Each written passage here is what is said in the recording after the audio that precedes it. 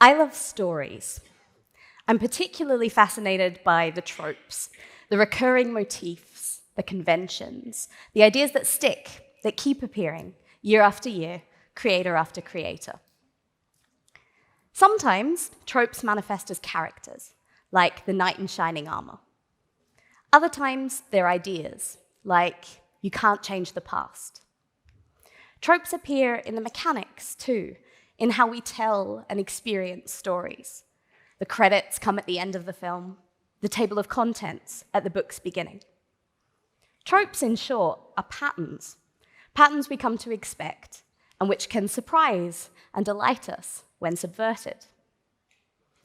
I'm a philosopher. I don't meet the trope of one. I don't have a beard, for one thing, and the accent's all wrong. If we always told the same stories the same way, then mine wouldn't have been possible.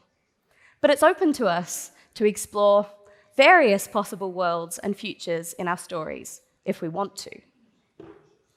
Telling new stories often involves transcending old tropes. But not all patterns are obvious. Some need to be exposed so that new stories can be told. One of my favorite storytelling media are video games. Maybe that's not surprising. They're very popular. More than 3 billion people worldwide play video games. But what might surprise you is that roughly half of those people are women. And yet, women characters in games, when they appear at all, are less likely to be protagonists, are more likely to be sexualized, and often reinforce harmful stereotypes.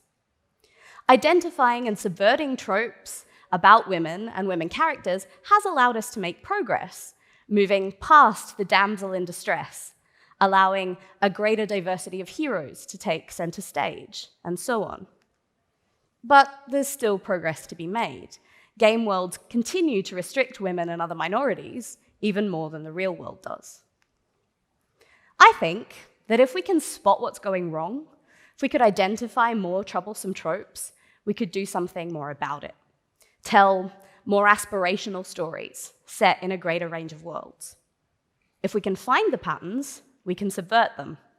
But video games pose a real challenge for this sort of detective work. One reason is that how a game's story goes can depend on player choices. It's unlikely, and in many games impossible, to see everything in a single playthrough. That makes it difficult to get the perspective needed to spot the tropes. Another reason is the sheer amount of content in many games. Whereas a film might have somewhere in the region of 20,000 words of dialogue, a game might have 500,000, spoken by hundreds of characters.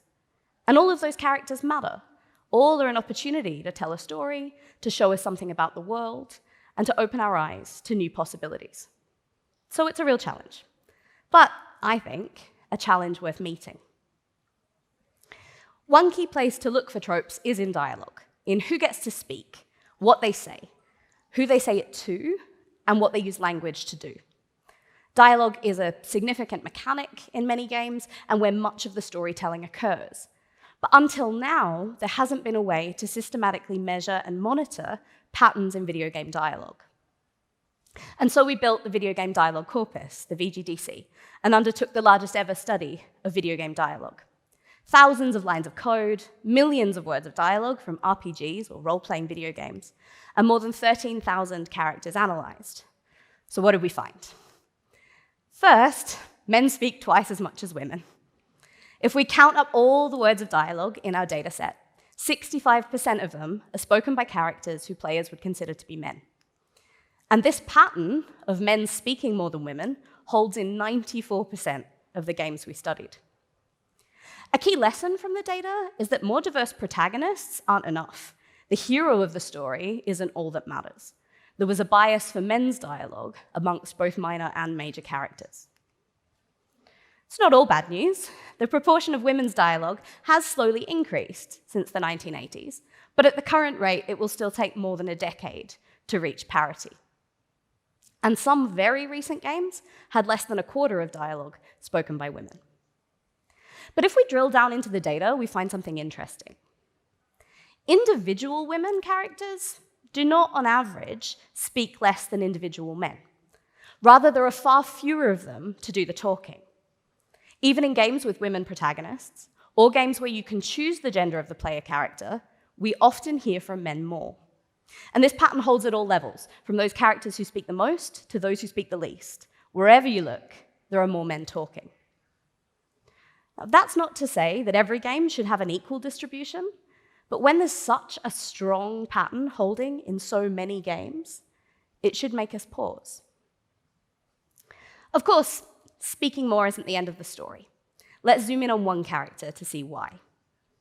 In Final Fantasy VII, released in 1997, a character named Jessie has 32 lines of dialogue.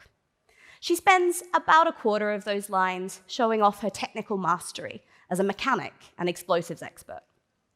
About a quarter dispensing information to the player about how to play the game, and about half showing off her personality. In the 2020 remake, Jessie is given almost 10 times as many lines of dialogue, which sounds like a good thing, right? Well, now only 10% are dedicated to her technical mastery, and more than 80% to showing off her personality. Ooh, hello, friend. And most of that consists of her flirting with the male player character. Now, flirting's not a bad thing, but when it becomes a trope, when women characters are given the same narrow range of roles and stories again and again, it's a missed opportunity.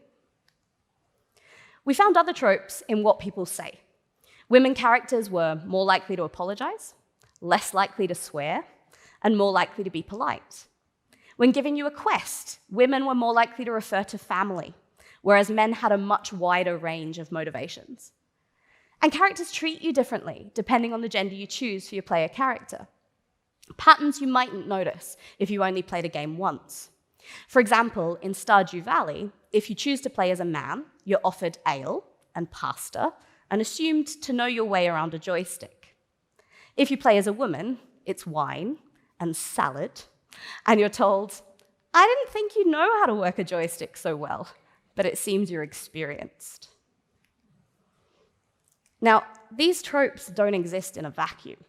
Video game culture is rife with sexist attitudes, with women being treated as outsiders to the gaming community, and players and developers alike being the target of online gendered abuse and sexual harassment. Our most recent study of British women players found that more than 40% agreed that playing video games is one of the things they most look forward to each day. Yet many women reported feeling guilt and shame about doing so and would be embarrassed to call themselves a gamer. Right now, the trope of a gamer doesn't include them. Obviously, there's work to be done on a number of fronts, in the industry, in the algorithms, in society, but we can't neglect the importance of the stories we tell. Increasing the number of women characters and of non-binary and gender minority characters is a key step in addressing gender bias in video games. And if our stories reflect and shape what we take to be possible, then telling a greater range of stories, featuring a diverse cast of characters, might influence not only fictional worlds, but the one we find ourselves in. Tropes shape and reflect our expectations. If an idea is too unintuitive, it doesn't survive to become a trope. But what we imagine to be possible, the ideas we regularly entertain, need not align with what's actually possible. Old ideas might have served a purpose, but now only restrict us. New ideas need to be shared before we know what will stick. The boundaries of possibility need to be pushed. Finding patterns, identifying tropes, helps us understand what we've taken for granted. Some stories are worth retelling, and sometimes we need to add new volumes to our collection. Spotting entrenched patterns and subverting tropes is one way to make progress. And where the tropes end marks possibility space that hasn't yet been explored, where we can tell new stories, aspirational stories, set in the sorts of worlds we'd like ours to be. Thanks.